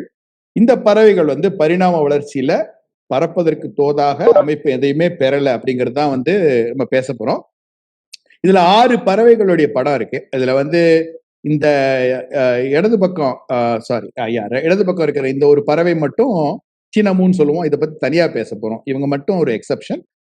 மித்தது இந்த ராட்டைட்ஸ் பத்தி நம்ம ஏன் பேசணும்னா, சூழலில் இதனுடைய பங்குகள் மிகவும் அதிகமாக குறையும் கிடையாது. இது பரிணாம வளர்ச்சியின் ஒரு மிகப்பெரிய வெற்றி. எல்லா விலங்குகள், எல்லா தாவரங்களுக்குமே ஒரு சூழல்ல ஒரு ரொம்ப முக்கியமான பங்கு இருக்குன்னு நமக்கு எல்லாருக்குமே தெரியும். அது இந்த பறக்காத பறவைகளுடைய பங்கு என்னங்கிறத வந்து நம்ம டீட்டெயில்ஸா பார்ப்போம். இந்த சிறப்பா அந்த கடைசியில் இருக்குது இந்த டீனமு அப்படிங்கிறது வந்து ஒரு எக்ஸப்ஷன். அது என்னங்கிறதையும் நம்ம பார்க்கலாம். அடுத்தது போலாம். இப்போ இந்த பறவைகளுடைய உடற்கூறு அமைப்பு பார்த்தோம்னா, இந்த பறக்காத பறவை வந்து கசாவுரியோடைய ஒரு எலும்பு கூட நம்ம போட்டிருக்கோம். இதுக்கு வந்து அந்த நம்ம சொன்ன மாதிரி இந்த நீல கலர்ல இருக்கு பாருங்க, பறக்கும் பறவைக்கு இருக்கிற கீல் கிடையாது. இந்த கீல் போன் சுத்தமா கிடையாது. சிவப்பா இருக்கக்கூடிய ஃபர்க்யூலா கிடையாது. அந்த இறகுகள் ஏன் தெரியலன்னா, அந்த எலும்பு அவ்வளவு ரொம்ப சின்னது அதெல்லாம். அதனால வந்து இந்த மார்பு எலும்பு இந்த ரிப் கேஜோட இணைஞ்சு போச்சு. அதெல்லாம் ஒண்ணுமே பார்க்க முடியாது. ஸோ பறப்பதற்கு தோதான எந்த விதமான எலும்பு அமைப்பும் இந்த ராட்டைட்ஸ், அதாவது பறக்காத பறவைகளுக்கு கிடையாது. அதுதான் சொல்றதுக்காக தான் இந்த கம்பேரிசன் போட்டிருக்கோம். அடுத்த ஸ்லைட் போலாம். ரைட், அந்த கசாவரியோட எலும்பு கூட பார்த்தோம்னா, கசாவரியோட விங்ஸ் இது. இந்த விங்ஸ்ல பாருங்க எவ்வளவு சின்னதா இருக்கு பாருங்க. அட்ரோஃப்ட் விங்னு சொல்லுவாங்க. அதாவது சுருங்கி போச்சு ஆல்மோஸ்ட். இதுல நம்ம காட்ட வேண்டியது என்னன்னா, அந்த அந்த விங்லயும் பாருங்க இந்த குவில் ஃபெதர்ஸ், 4 குவில் ஃபெதர்ஸ், இந்த நீல கலர்ல கோடு போட்டிருக்கோம் இல்லையா, குவில் ஃபெதர்ஸ் இருந்திருக்கு. இது எலும்போடு இணைஞ்ச ஒரு அமைப்பு. ஆனா இது வந்து பறப்பதற்கு தோதாக உபயோகப்படுத்தினதே கிடையாது. அந்த கிளா ஒண்ணு இருக்கு பாருங்க, ஒரு ஒரு நீளமா வளைஞ்சிருக்கு. இந்த கிளா வந்து எந்த விதமான ஒரு உபயோகத்திற்கும் இந்த பறவை உபயோகப்படுத்தியது கிடையாது. ஆனால் அந்த விங்ஸை வச்சுட்டு ஒரு பேலன்சிங்க்கு இது உபயோகப்படுத்தியிருக்கு. வேற எந்த ஒரு ஃபங்க்ஷனும் இதுக்கு பிரயோஜனமா இருந்தது இல்லை. அடுத்த ஸ்லைட் போலாம். இப்போ வந்து நம்ம உலகம் சுத்த போறோம். இந்த இந்த ராட்டைட்ஸை வந்து பாக்குறதுக்காக. இந்த எல்லா ராட்டைட்ஸுமே பாத்தீங்கன்னா நீர்நிலை கிட்ட இருக்காது. எல்லாம் ஓப்பன் கிராஸ்லேண்டு இல்லைன்னா ஒரு வுட்லேண்ட்ஸ் இந்த மாதிரி இருக்கக்கூடிய பறவை. சாரி. ஸோ இந்த ஈமு வந்து நம்ம ஃபர்ஸ்ட் பயணிச்சது வந்து நம்ம இப்போ ஆஸ்திரேலியா போயிருக்கோம். இது வந்து ஒரு ஒரு தீவு மாதிரி தான். It's an Island continent. இந்த ஈமு வந்து நமக்கெல்லாம் ரொம்ப பரிச்சயமானது. சில வருடங்களுக்கு முன்னாடி வந்து சென்னையில மயிலாப்பூர்லயே நான் பார்த்திருக்கேன். அந்த ஈமு ஃபார்ம்ஸ் எல்லாம் வந்துச்சு. எல்லாரும் இதை வளர்க்க ஆரம்பிச்சிட்டாங்க. என்னது ஒரு நல்ல ஒரு வளர்ப்பு பறவை. இதோடைய இறைச்சி வந்து ஒரு லீன் மீட்னு சொல்லுவாங்க. அதாவது மிகவும் புரத சத்து நிறைந்தது, கொழுப்பு குறைந்தது அப்படிங்கிறதுக்காக நிறைய ஈமு பிரியாணி இந்த மாதிரிலாம் நிறையவே வித்திருக்காங்க. இந்த பறவையோட சிறப்பு என்னன்னா, இதனுடைய உடம்புல இருக்கிற 95% எல்லாமே உபயோகப்படுத்தலாம். அந்த எலும்புகள் வந்து கேட்டில் ஃபீட் இண்டஸ்ட்ரிக்கு இப்போ யூஸ் பண்றாங்க. அந்த லெதர், அதனுடைய ஸ்கின் வந்து லெதரா யூஸ் பண்றாங்க, லெதர் இண்டஸ்ட்ரியில யூஸ் பண்றாங்க. அந்த இறகுகள் வந்து ஃபெதர் டஸ்டர்ஸ் இந்த மாதிரி உபயோகப்படுத்துறாங்க. மீட் அஃப்கோர்ஸ் நல்ல உணவாகவும் பயன்படுகிறது. இது மனிதர்களுக்கு ரொம்பவுமே நன்றாக பயன்படுகிறதுங்கிறதுனால இதை ரொம்ப எக்ஸ்டென்சிவா இதை வளர்த்திருக்காங்க. கடைசியில் ஏதோ ஸ்கேம் நடந்துருச்சு, கடைசியில் நிறுத்திவிட்டாங்க இது. இந்த ஈமூலையும் சப்ஸ்பீஷிஸ் இருந்திருக்கு, ஆனா எல்லாமே அழிஞ்சு போச்சு. மிகவும் சிறப்பாக ஓடக்கூடிய ஒரு பறவை. அதோடைய என்ன சொல்றது, அந்த இறக்கை வந்து ஒரு பேலன்சிங் அதுக்காக மட்டும்தான் உபயோகப்படுத்திருக்கே தவிர வேற எந்த ஒரு காரணத்திற்கும் அது உபயோகப்படுத்தியே கிடையாது. நிறைய விதைகள் சாப்பிடும், நிறைய கிராஸ் ஹாப்பர்ஸ் சாப்பிடும், அதாவது வெட்டுக்கிளிகளை சாப்பிட்டு சில பூச்சிகளை கண்ட்ரோல் பண்ணக்கூடிய ஒரு ஃபங்க்ஷன் இருக்கு. மோஸ்ட்லி வந்து சீட்ஸ் சாப்பிட்டாலும் நிறைய சின்ன சின்ன பிராணிகளையும் சாப்பிட்டு ஒரு அந்த என்ன சொல்றது, ஒரு ஃபுட் சைக்கிள்ல அதனுடைய பங்குகளை இது ஆற்றிக்கொண்டு வருகின்றது. அடுத்தது போலாம். அதே ஆஸ்திரேலியாலே இருக்கும் இந்த கசாவரி. இதோடைய வந்து உடல் அமைப்பை தான் நம்ம வந்து பேசினோம். இப்போ இந்த விங்ஸ் கிட்ட பாத்தீங்கன்னா அந்த 4 குயில் ஃபெதர்ஸ் மட்டும்தான் இருக்கும். பறப்பதற்கு தோதா எதுவுமே இருக்காது. கால்கள் ரொம்ப வலுவானது. இந்த காலில் வந்து நிறைய மனிதர்களை வந்து இந்த கசாவரி வந்து தாக்கி அவங்களை கொன்னு இருக்குன்னு சொல்றாங்க. அந்த நம்ம ராப்டர்ஸ் பார்த்தோமே, அந்த வெலாசிராப்டரா இருக்கட்டும், அனன்லெஜியாவா இருக்கட்டும், அந்த காலில் இருந்த கிளாவை வச்சு தாக்குதலுக்காக உபயோகப்படுத்திருக்குங்கிறது வந்து இது வந்து ப்ரூவ் பண்றதுக்காக தான் இந்த ஒரு பறவையை போட்டிருக்கேன். இதுவும் ஒரு 3 ஸ்பீசிஸ் இருக்கு. இதுல சிறப்பான அம்சம் என்னன்னா, இது வந்து காடுகளுக்குள்ள இருக்கக்கூடிய ஒரு பறவை இனம், பழங்களை சாப்பிட்டு வாழக்கூடிய ஒரு பறவை இனம். இந்த பறவை சாப்பிட்டு எச்சமிடுற விதைகள் 95% ஜெர்மினேஷன் பாசிபிலிட்டிஸ் இருக்குன்னு சொல்றாங்க. அதாவது இது சாப்பிடுற அந்த பழங்களுடைய விதைகளை நாம டைரக்டா மண்ணில் விதைச்சோம்னா அது வளர்றதுக்கும் இதோடைய எச்சத்திலேருந்து வளர்ற விதைகளுக்கும் 92% சக்சஸ் ரேட்ன்றாங்க அப்படின்னு சொல்றாங்க. இதனால இது ஒரு கீஸ்டோன் ஸ்பீஷிஸ். காடுகளை உருவாக்கக்கூடிய பங்கு இந்த பறவைக்கு சூழல்ல இருக்குது. ரொம்ப முக்கியமான ஒரு அம்சம் இந்த பறவைக்கு. அது ஒண்ணு. ரெண்டாவது ஒரு இன்ட்ரெஸ்டிங் உடல் அமைப்பு என்னன்னா, அந்த தலைவர் ஒரு ஹெல்மெட் போட்டிருக்கு பாருங்க, அந்த காஸ்க்னு சொல்லுவாங்க. இது எதுக்கு வந்தது அப்படிங்கிறது வந்து ஒரு இன்ட்ரெஸ்டிங் குறிப்பு என்னன்னா, இது அந்த காடுகள்ல இருக்கும்பொழுது மரத்துல இருந்து பழங்கள் மண்டையில விழுந்துரும், அதனால அது ஒரு ஹெல்மெட் மாதிரி இது ப்ரொடெக்ட் பண்றதுன்னு ஒரு காரணம் சொல்றாங்க. இரண்டாவது காரணம் என்ன சொல்றாங்கன்னா, புதர்களுக்கு நடுவுல போகும்பொழுது அந்த தலையில வந்து எந்த விதமான கண்ணில் கீரல் விழக்கூடாதுங்கிறதுக்காக உபயோகப்படுத்துன்னு சொல்றாங்க.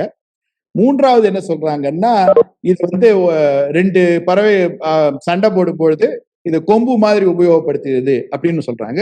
நாலாவது வந்து என்ன சொல்றாங்கன்னா, இந்த அமைப்பு வந்து இந்த பறவை ஒலி செய்யும் பொழுது அந்த ஒலியை மிகவும் பெரிதாக ஆம்பிளிஃபை பண்ணி செய்யும் அப்படின்னு சொல்றாங்க. இந்த மாதிரி ஒரு பல சிறப்புகள் இந்த பறவைக்கு இருக்கு. இந்த கீஸ்டோன் ஸ்பீஷிஸ் என்ன முக்கியமான விஷயம்னா, இந்த கீஸ்டோன் ஸ்பீஷிஸ் என்னைக்கு அழிச்சுதோ அந்த காடுகள் வந்து நல்லா இருக்காது. அது வந்து நம்ம பாலூட்டிகள் பற்றி ஒரு நிகழ்வுல சொல்லியிருக்கோம். அந்த எல்லோஸ்டோன் பார்க்ல அந்த உல்ஃப்ஸ் அழிஞ்ச உடனே அந்த எல்லோஸ்டோன் பார்க்குடைய ஃபுல் அமைப்பே வந்து ஸ்பாயில் ஆயிடுச்சு. அந்த கீஸ்டோன் ஸ்பீஷிஸ் திருப்பி ரீஇன்ட்ரோடியூஸ் பண்ண உடனே அந்த காடுகள் நன்றாக சிறப்பாக வந்தது அப்படிங்கறது வந்து நம்ம பாலூட்டிகள் அறிமுகத்தில் நம்ம பேசியிருக்கோம். அதே மாதிரி இது ஒரு முக்கியமான ஒரு கீஸ்டோன் ஸ்பீஷிஸ் ஆஸ்திரேலியால.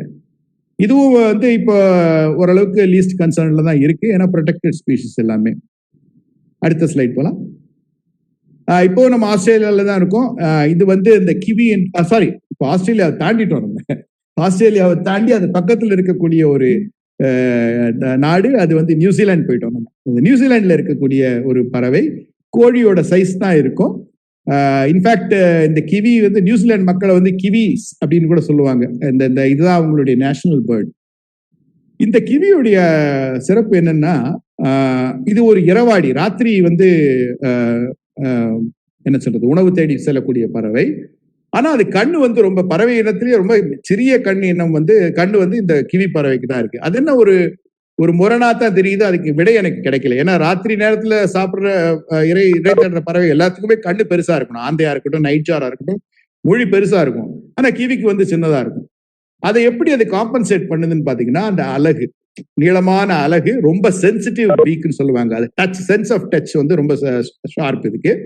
அப்புறம் அலகினுடைய நுனியில தான் அதுக்கு வந்து இந்த நாஸ்ட்ரில்ஸ் இருக்கும், வாசனையை நுகரக்கூடிய தன்மை. அதாவது எல்லா பறவைகளுக்கும் கிட்டத்தட்ட தலைக்கு கிட்ட இருக்கும் அந்த நாசி. ஆனா இதுக்கு வந்து நாசி வந்து மூக்கின் நுனியில இருக்கும். அப்புறம் இன்னொன்னு என்னன்னா, இந்த பறவையுடைய காது கேட்கிற திறன் வந்து ரொம்ப திறமையா இருக்கு. அதாவது ஒரு திறன் மாதிரி சொல்லலாம்னு வச்சுங்களேன்.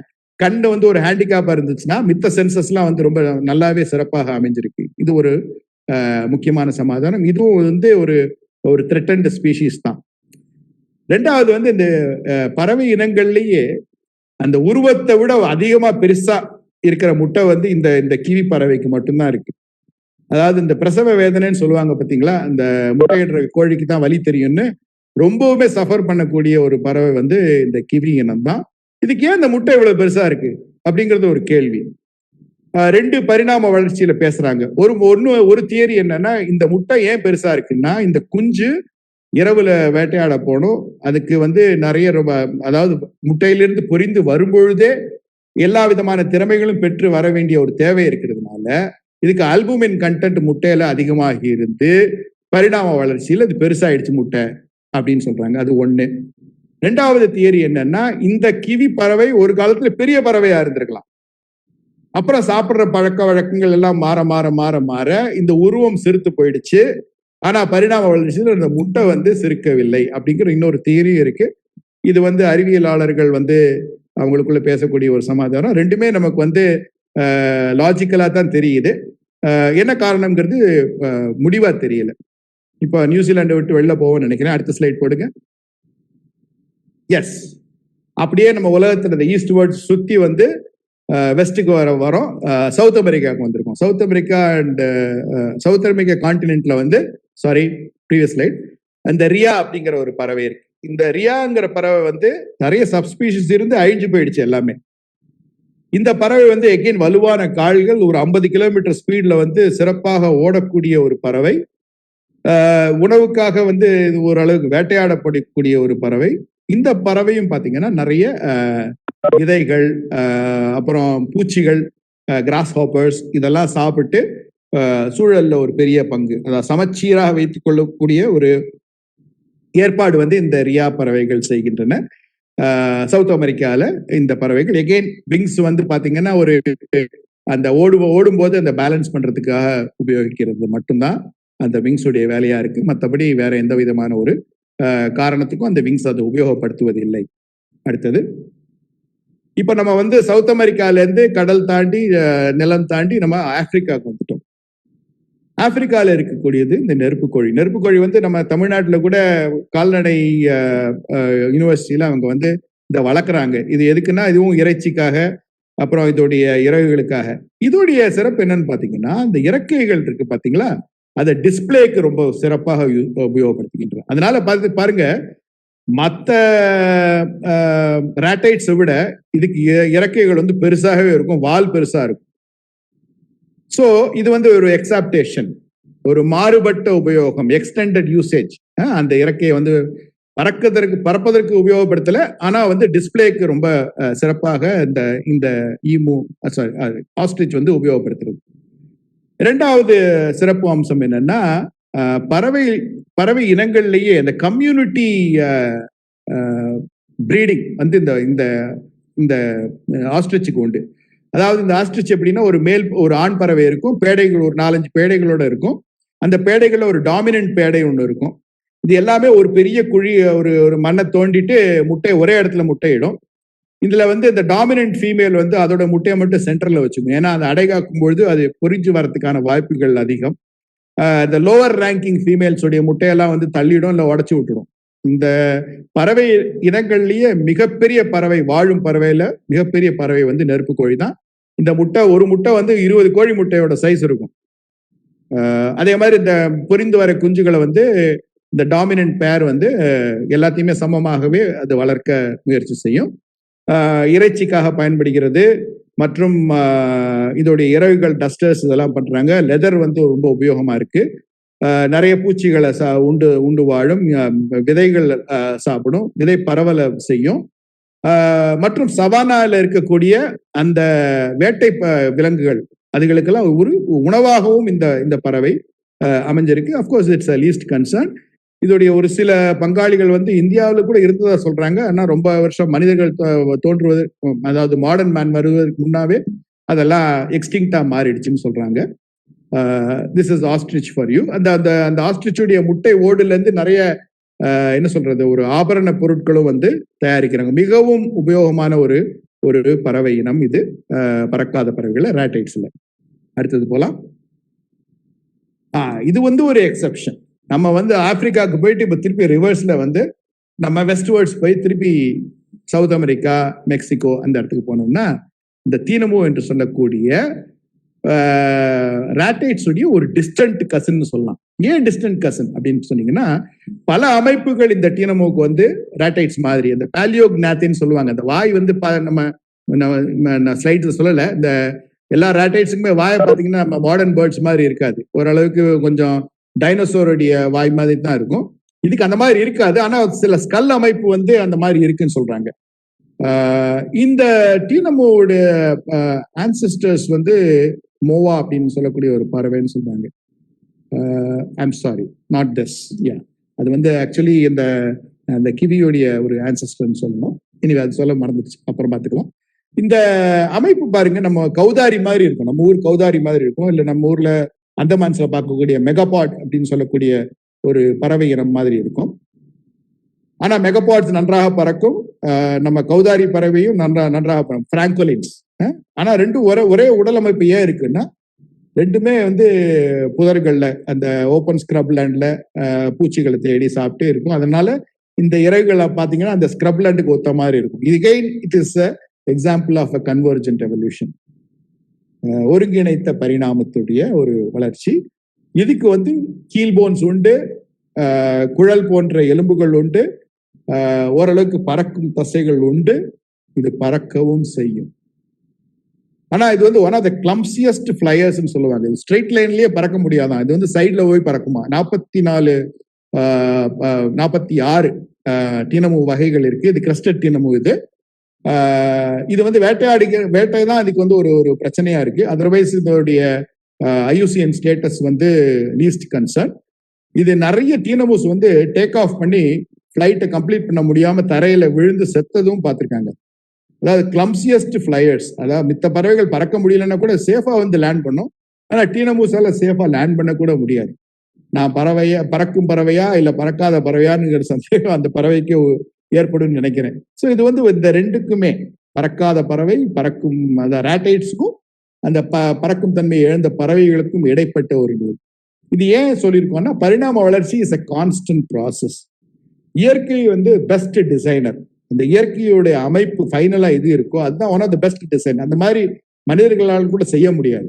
ஸோ மெனி பயோமிமிக்ரி டிசைன்ஸ் நம்ம உபயோகப்படுத்துறது எல்லாமே இந்த விலங்குகளும் தாவரங்களையும் பார்த்து நம்ம கத்துக்கிட்ட அமைப்பு தான். ஏன்னா இயற்கை இஸ் மிகப்பெரிய, அதாவது சிறந்த சிற்பி அப்படின்னு சொன்னோம்னா அது இயற்கை தான். அது வந்து நேச்சுரல் செலெக்ஷன் ப்ராசஸ்ல பரிணாம வளர்ச்சியின் மூலமாக இந்த பறவைகள் அடைகின்றன. அடுத்த ஸ்லைட் போலாம். ரைட்.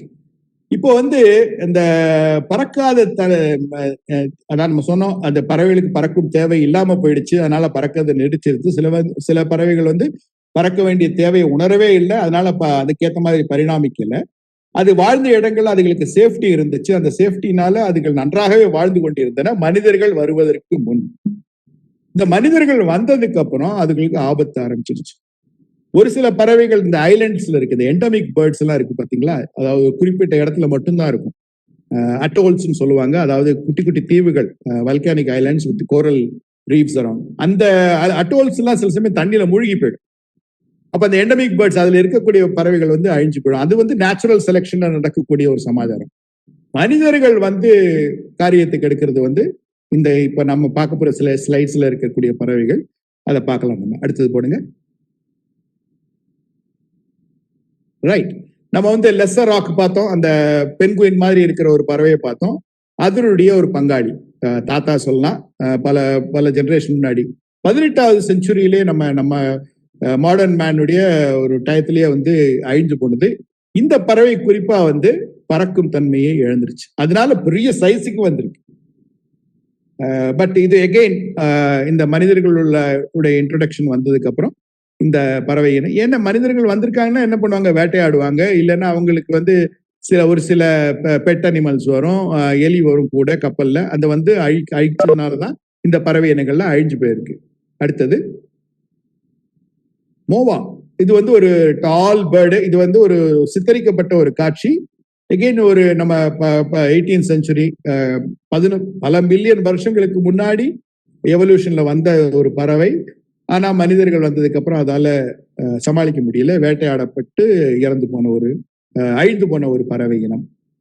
அடுத்தது எஸ், டோடோ. நம்ம எல்லாருமே சொல்லுவோம், அதாவது புத்திசாலித்தனம் இல்லைன்னா என்னடா டோடோ மாதிரி இருக்கு அப்படின்லாம் சொல்லுவாங்க. இந்த டோடோ வந்து பாவம், ரொம்ப ஒரு பாவப்பட்ட ஒரு பறவை. அது வாழ்ந்த ஐலண்ட்ல வந்து ரொம்ப எந்த விதமான தொந்தரவும் இல்லாம சீரும் சிறப்புமாக வாழ்க்கை நடத்தி கொண்டிருந்தது. மாலுமிகள் வந்தாங்க. மாலுமிகள் வந்த உடனே யாரோ நம்ம புது விருந்தினர் வந்திருக்குன்னு ரொம்ப பக்கத்துல போய் பழகி இருக்கும். அதெல்லாம் வேட்டையாடி கம்ப்ளீட்டா சாப்பிட்டு அந்த இனத்தையே அழிச்சிட்டாங்க. Since it was endemic to a particular place, அந்த மாலுமிகள் போய் அதை அடிச்சு கடைசியா 16th செஞ்சுரியில இறுதியில இந்த பறவை வந்து அப்படியே எக்ஸ்டிங்க்ட் ஆயிடுச்சு. அடுத்தது எஸ், யானை பறவை. அதாவது இந்த உயிர் வாழ்ந்த பறவைகள்லயே மிகப்பெரிய பறவையா இருந்தது வந்து இந்த எலஃபன்ட் பேர்ட்னு சொல்லுவாங்க. எகெயின் 17th செஞ்சுரி மனிதர்கள் வந்ததுக்கு அப்புறம் இந்த பறவை இனம் கம்ப்ளீட்டா வந்து அழிவுல போயிடுச்சு, எக்ஸ்டிங்க்ட் ஆயிடுச்சு. அடுத்தது போலாம். ரைட், இது வந்து எகெயின் ஐலண்ட் ஸ்பீஷிஸ். கிங் ஐலண்ட்ல இருந்தக்கூடிய ஈமு பறவை. எகெயின் 18th செஞ்சுரி மிடில் இதுவும் வந்து அழிஞ்சு போயிடுச்சு, எக்ஸ்டிங்க்ட் ஆயிடுச்சு. எகெயின் வேட்டை தான் காரணம். சில சமயம் வாழ்விடங்கள் அழிஞ்சிருக்கும், அதனால இது அழிஞ்சு போயிடுச்சு. அடுத்தது அகைன் கேங்குரு ஐலண்ட் ஈமு. அதுவும் அதே மாதிரி தான் 18th செஞ்சுரி மிடில் வந்து அழிஞ்சு போயிடுச்சு. இதுவும் வந்து பாத்தீங்கன்னா இந்த ஐலண்ட் ஸ்பீஷிஸ் எல்லாமே மனிதர்கள் வந்ததுக்கு அப்புறம் பாத்தீங்கன்னா வாழ முடியாம அழிஞ்சு போயிடுது. அப்புறம் இப்பெல்லாம் சொல்றாங்க இந்த மாதிரி டிஎன்ஏ எக்ஸ்ட்ராக்ஷன் பண்ணி சில பறவைகளை வந்து ரீக்ரியேட் பண்ண முடியும் அப்படின்னு சொல்றாங்க. அது ஒரு டேஞ்சரஸான சயின்ஸ். அது ஒரு தர்க்கத்துக்கு உரிய ஒரு சர்ச்சைக்குரிய ஒரு விவாதம். அது நம்ம இப்போ பேச வேண்டாம். ஆனா பாசிபிலிட்டிஸ் இருக்குன்னு சொல்றாங்க. அந்த ஜுராசிக் பார்க் வந்து it is possible to bring back அப்படின்னு சொல்றாங்க. Anyway that is a different subject. அடுத்தது போலாம். Tasmanian emu. டாஸ்மேனியாங்கிறது வந்து ஆஸ்திரேலியா கீழே இருக்கக்கூடிய ஒரு சின்ன ஒரு தீவு, பார்ட் ஆஃப் ஆஸ்திரேலியா. ஐலண்ட்ல ரொம்ப சந்தோஷமாக வாழ்ந்திருக்க வேண்டியது, சாரி, ஆனா அதுவும் இந்த மாதிரி மனிதர்கள் வந்ததுனால அழிஞ்சு போயிடுச்சு. இந்த ஸ்க்ரப்ஃபோல், கலிடோனியன் ஸ்க்ரப்ஃபோல் எகெயின் வந்து மனிதர்கள் வந்தது, மாடர்ன் மேன் ஒரு 1500 BC, அதாவது மனிதர்கள் வந்தது சிவிலைசேஷன் ஒரு 5000 இயர்ஸ் வச்சுக்கலாம். அதுல இயேசு பிறப்பதற்கு முன்னாடி, பிஃபோர் கிரைஸ்ட் வந்து ஒரு 1500 முன்னாடியே இந்த பறவை இனம் அழிஞ்சு போயிடுச்சு. அடுத்தது ரைட், இது ஒரு ஜெயண்ட் கிரீப், அட்டிட்லன் கிரீப்னு சொல்லுவாங்க. அகைன் ஒரு ஐலண்ட் ஸ்பீஷிஸ். மிகப்பெரிய கிரீப் இதுவா இருந்திருக்கு. இது நம்மளுடைய அண்மை காலத்திலேயே வந்து 1981 கடைசியா பார்த்திருக்காங்க. அதாவது என்னுடைய வாழ்நாளிலேயே இது வந்து அழிஞ்சு போன ஒரு ஃபிளைட்லெஸ் பேர்ட். ரொம்ப என்ன சொல்றது, பல மில்லியன் வருஷங்களுக்கு முன்னாடி வாழ்ந்த பரிணாம வளர்ச்சி அந்த பறவைகள் கடைசியில நம்ம மனிதர்களுடைய வாழ்நாள்ல நம்ம இழக்கிறது வந்து ஒரு பெரிய ஒரு சூழல் கேடின் அறிகுறி அப்படின்னு தான் சொல்லலாம். அடுத்தது ரைட், இந்த ரெயில்ஸ் வந்து எப்படின்னா இந்த நீர்க்கோழி வகைகள். இந்த ரெயில்ஸ் தான் வந்து இந்த ஃபிளைட்லெஸ்னஸ் முதல்ல சீக்கிரமா இழக்கக்கூடிய ஒரு பறவை இனம்னு சொல்றாங்க. ஏன்னா அது தேவை அந்த மாதிரி இல்லை. புதர் இந்த நீர்நிலைகளுக்கு ஒட்டி இருக்கக்கூடிய புதர்கள்லயே மறைந்து வாழக்கூடிய ஒரு பறவை இருக்கிறதுனால கொஞ்சம் இந்த பறக்கும் தன்மையை எளிதாக இழக்கக்கூடிய ஒரு பறவை இனம்னு இது சொல்றாங்க. எகெயின் 17th செஞ்சுரி அழிஞ்சு போயிடுச்சு.